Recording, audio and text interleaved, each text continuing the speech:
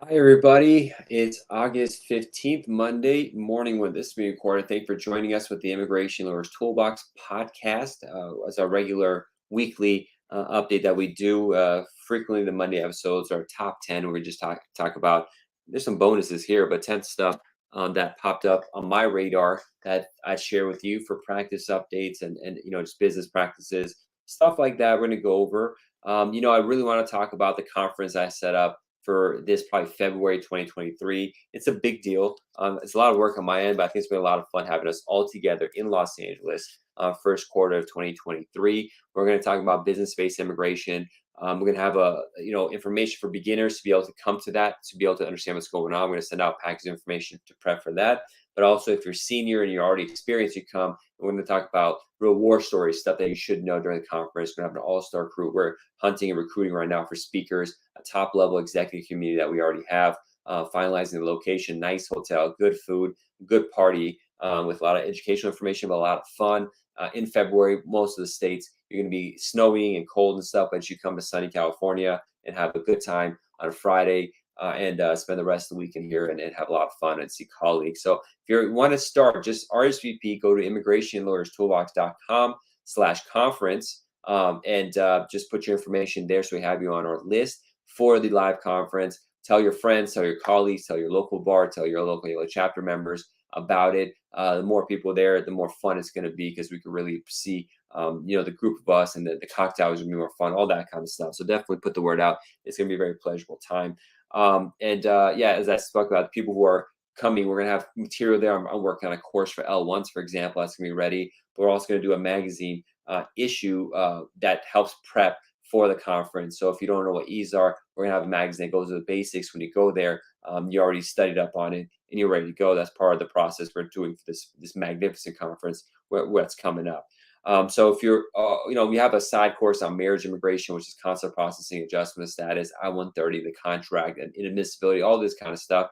I have a course for that if you're interested. If you're getting into the immigration field, the place to start, though, is marriage immigration, in my opinion, and learn the nuances of that, and then break off and come to employment-based. So we have the 1-2 punch of get the marriage stuff done, learn consular processing adjustment through my course, and then the conference, you can then go to think about employment-based and take it from there. Folks going to be on self-petition type cases at the conference, like E2s, or you're the investor, L1 when you own the company, NIWs, EB1As, EB5, O's are essentially your self-filing, essentially all this kind of stuff to help make you better. Plus, we got some experts in business practices and growth that we're going to have there. That's going to be a wonderful event. We'll have more and more breakdowns of stuff. All you got to do is RSVP first. Go to immigrationlawyerstoolbox.com/conference. And as I said, we're going to have a magazine addendum that comes with it, the magazine. Try to make it a quarterly one. But go to immigrationlawyerstoolbox.com/magazine and check that out. I just posted an article, a blog about one of the articles about the changes that are happening for H-1B in the career path of financial analysts. Our wonderful colleague Ryan Knight wrote an article breaking down recent AEO decisions to show that it's gotten harder and what you got to do there. You can check that out. I think the 5th issue of the Immigration Lawyers Toolbox magazine on the article on Ryan Knight. If you're going to deal with H-1B cases, it's really important to see that, to see where things are going, his analysis, because he reads the AEO decisions frequently. So that'd be a lot of fun. And, thank the sponsors. In particular, DocWise.com has always been a sponsor of the podcast and the magazine. They do a lot of great work in this field, and they're growing and adding so many additional features. Go check them out, give it a try, DocWise.com, or just subscribe and get the annual plan with our 10% off discount code. Go to DocWise.com/immigration-lawyers-podcast and use the code Immigration Lawyers Podcast, and you'll get that additional money off of something you're going to be using anyways. So, this is going to be general information guidance, not intended for individual legal guidance or advice. So with a lawyer, if you're going to do that, but let's get started.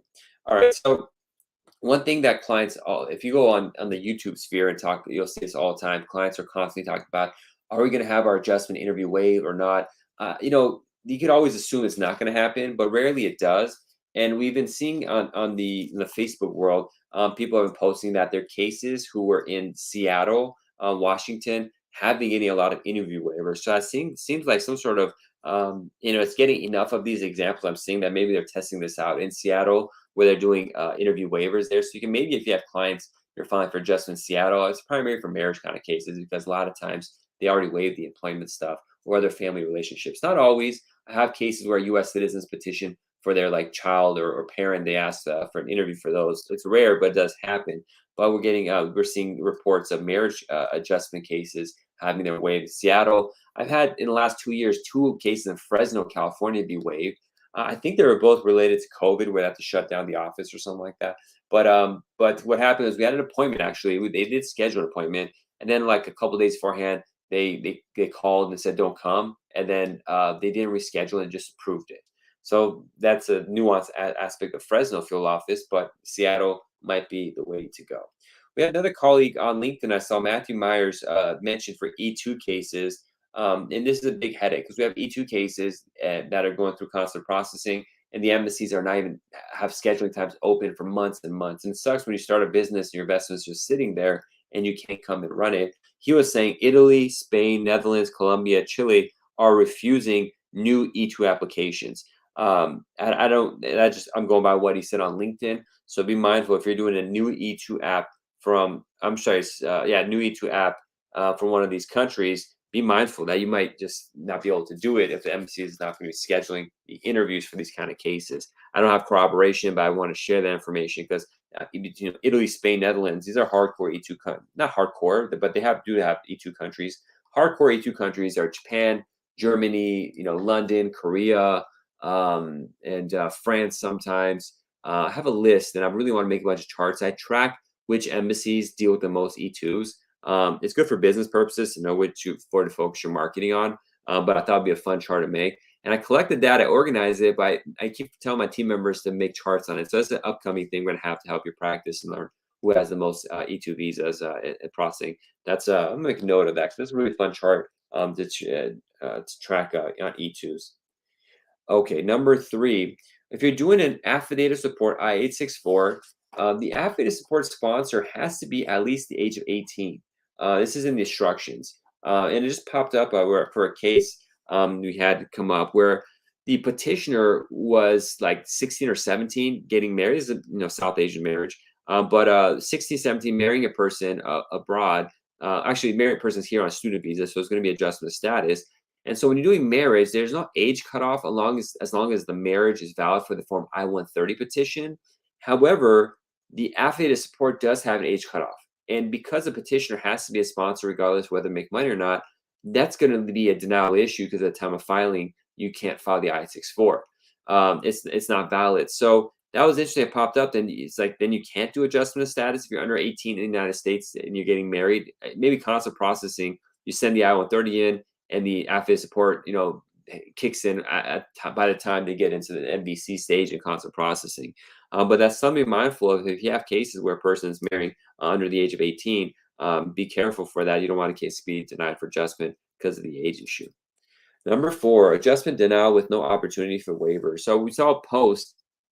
This is in New York where the couple did the attorney said the couple did adjustment of status. Interview came up. They learned about a misrepresentation charge that we're not aware of, and they just got a denial on that with no opportunity to provide a waiver. And a lot of lawyers posted. They asked the attorney asked, "What should I do? Motion reopen?" And the lawyers like, "Yeah, do motion reopen. We've had this issue pop up. They got to give it the opportunity." I don't know what the exact regs are on this, but essentially they have to do an MTR or something like that and say, "Hey, let's give us the opportunity to file the waiver. You didn't give us notification. How are we going to file a waiver at the beginning when we didn't know it was even needed?" So that was like a weird situation that popped up.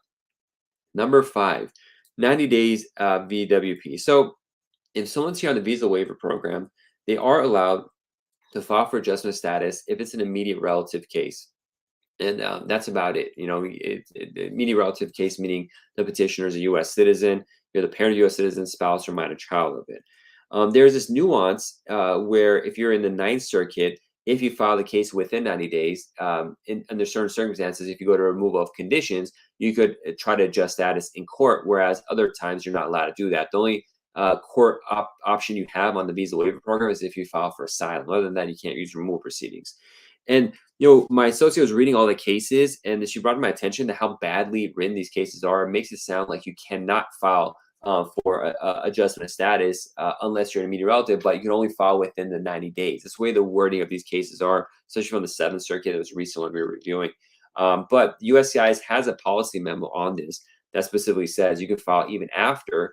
and their policy is not to refer it for removal unless there's like, a terrorism charge or serious stuff like that. So that's an interesting thing in the memo to be mindful of. And so, in Ninth Circuit, if people come to me for adjustment of status, they enter the visa waiver program and they change their mind after coming to adjust status, I said I try to file within 90 days to take advantage of that. And so we have another case popping up in another circuit jurisdiction, and we're pushing to file within 90 days because although the laws aren't in that area specify this, if needed, which I don't think is be needed, but if needed, we reserve the option to kind of go to circuit court and sue and say, listen, Ninth Circuit said we have the option, immediate relatives, could you do it too? But we want to stick it and have it in the 90 days to be able to file that complaint and make it similar to Ninth Circuit for those other judges to hear. So just practice, strategy, long-term kind of thing to think about. Number 6, where number 6? Okay, so this is next to our kind of business practice kind of stuff, but I've been getting a lot of cases from Egypt. A great colleague of mine referred me one case that led to another, that's another. But essentially, in Egypt, there are a lot of families who were like parents who were born in the United States but never lived in the United States, and they applied for green cards for their children. They came to the United States and they applied for passports, and children got U.S. passports and went back to Egypt. But the requirement is that when you move to the United States for getting a citizenship for a child like this, you have to live and reside with the U.S. citizen parent in the United States. And the U.S. Embassy in Cairo was taking position that the week or two they were here to get the passport did not constitute residency, so they're revoking all these passports for these young Egyptians. And so we're going back and filing new I-130s to do the new thing and have them move here, or we're doing the N600K, which is essentially through their grandparents, saying the grandparents lived in the United States for the required time, and now we're going to have them get citizenship through that based on still living abroad. This is complicated N600K thing. But after spending time learning about N600K with the complexity, if you have the evidence to show the person, the grandparent, for example, lived in the United States for 5 years, 12 of which are after the age of 14, it should be an open and shut case.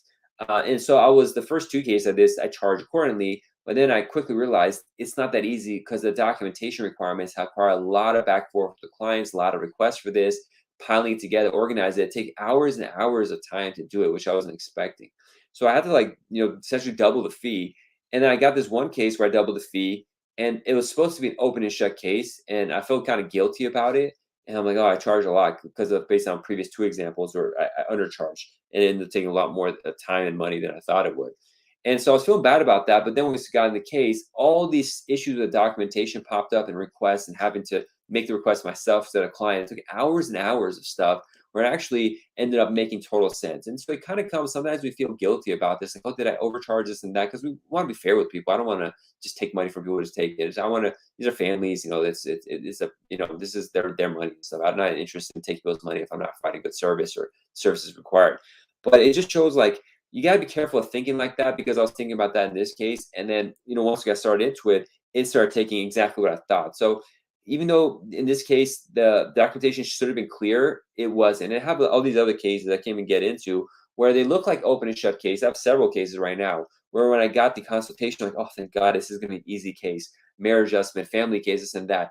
And then once we review the documents, like, oh, there's a problem with the marriage certificate. Oh, there's a problem with the birth certificate. There's a problem with residency, history, this, that, what they said in previous applications. And all of a sudden, it created hours of work. We have to talk to the client and do the legal research, prep the documents, and all this kind of stuff. So you got to kind of, average out what the prices are, stick with it, and not kind of give too much discounts, without a bad habit of doing, because it ends up burning you because you're working so much on a case. You don't have time to get new case marketing. You don't have time to think, and you don't have time to pay attention to other cases because something explodes on you and you didn't adjust your time accordingly. So don't feel bad about that, about charges. You got to be fair. You don't want to, rip people off, but just know your prices and your costs and keep track of it, the hours you spend on something like that, so you could charge accordingly. And along with that, I've been thinking about what our role is in this process, immigration lawyers, as I'm redoing my firm's mission statement and vision statement. And I really thought about what I do with people. And the idea that came about is that we're really shepherds in this process, helping to shepherd people to the United States. Essentially, when you're doing U.S. immigration, we're getting in their lives and we're helping them overcome some certain barriers to bring them to the United States. So that's the way I kind of envision myself, and I'm protecting them through this process that's chaotic and dangerous and full of risks and is a minefield a lot of times. And I help them maneuver and strategize through this. That's the role I play in this process. especially when you're doing transactional kind of stuff for USCIS, CBP, DOS. Maybe litigation will have more aggressive kind of stuff because you have to go to court. But then that's what you do is, I'm using the education, experience, and knowledge that I've gained over the years to help accommodate you through this process. And along with that, bedside manner becomes really important. How quickly you respond, how will you speak with the clients, how comfortable are they in talking with you and expressing their private emotions and feelings, and letting them know you are there to listen, you are there to help, and don't hesitate to reach out and contact me. And so these are part of what my vision is and how I explain to clients what our role is. And it's probably the same for you too, as what we do this kind of stuff. So I thought I'd share that information. All right, so let's go back to law. The K3 is getting back in vogue with its delays in I-130s. They're taking 10 months a year a lot of times for these immediate relative I-130s. They've gotten much longer. So we're starting to file K3s more and more. And one thing to note is that you could file the K3 petition concurrently with the I-130 petition if you're doing it. In a K3, the idea is that you're going to go through you have a marriage case, but instead of doing immigrant visa processing, you're going to go through non-immigrant visa processing to get this K3 visa, come to the United States faster, kind of like a tourist visa, and then adjust status while you're here. The idea is the K3 is going to make it faster. It won't make it faster. Very rarely are K3s approved. But anecdotally, we've seen I-130s get sped up when you do it. Historically, I would file the I-130, get the receipt, then file the K3. But it seems from reading the rules that you can file the I-129F K3 along with the I-130. That may be a faster way to do it. So that's what we're sticking to. And so be mindful of that. And along with that, from I-824, a lot of lawyers don't know you can submit that concurrently with the I-485, and that's all. I won't go into more detail about that. But some either you file it with the I-24 or wait for the approval. That's how the instructions are.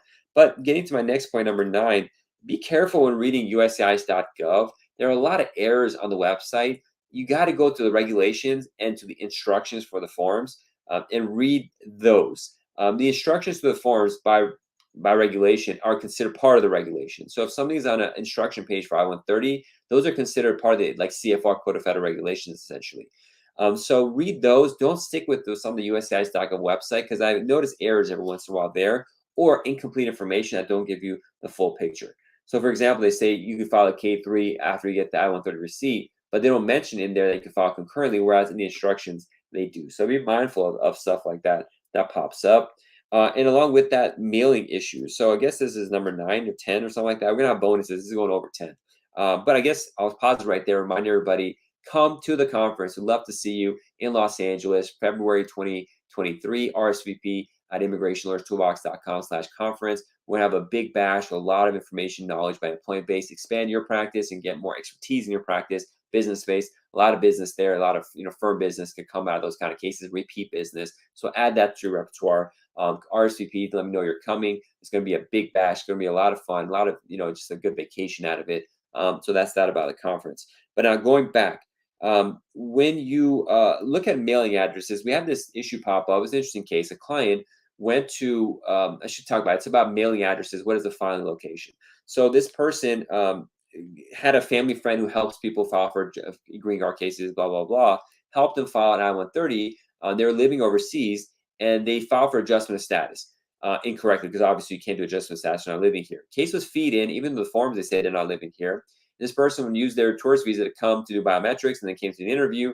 At the interview, that's where he lived. Like, oh, we live in this foreign country. And they, approved the I-130 but denied the adjustment of status because they can't prove that.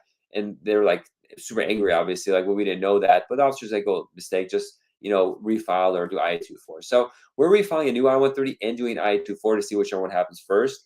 And when we looked at the mailing addresses for the I-824 in this kind of scenario, this is a weird scenario. They should have rejected the case in the first place at that mailbox. But it says file the I-824 based on the address of where the person lives, and they only list U.S. states. So that became problematic because the petitioner and applicant live overseas. They're going to have to go through consular processing, and there's domicile issues that are going to pop up, whatever. But we just looked at where they did their interview and sent it based on that, which went to Chicago lockbox, and it just was feed in and went in. So, just if you're doing I-824, they don't have the addresses properly. That's that scenario I thought I'd share with you. The next one, if you're filing adjustment of status, maybe I should save these for future ones. I should just give it away because sometimes it's hard. I tried to do this top 10 list and I ran out of stuff to say. I got like 5 more things. Let me see if there's some ones really urgent I want to mention. Admin fee to clients. I can't read my own handwriting. But that's a good one. I'll leave it for next time. Business practices. Oh, yeah, these are good stuff. I'll leave it for next time. So you have it. This is about to be 20 minutes. Let's keep these ones short. We have a bunch of interviews that should be coming up. Everyone's so busy with their practice, hard to get interview people. We're going to have some stuff pop up. But yeah, really want you. Hopefully, this information helped. These tips and stuff. Hopefully, I didn't speak too fast. We got some complaints of me talking too fast. But yeah, I thought these, I used to do these years ago, these tips, these things I learned last week. Those are popular episodes back when, especially for people that are getting into immigration. But it just helps you update you what's going on with the practice. The interviews, we do get a lot more views. I thought the interviews might get boring, so I thought these were helpful. But interviews get a lot of views or downloads, so we'll get back into that. But email me if you have questions, comments, something like that from people watching, so I get a better idea of how to do this job better. But it's a real pleasure to do this. We continue doing this. Look, we're at episode 254. We're going strong. We're gonna hit 1,000 one day. It's gonna keep going.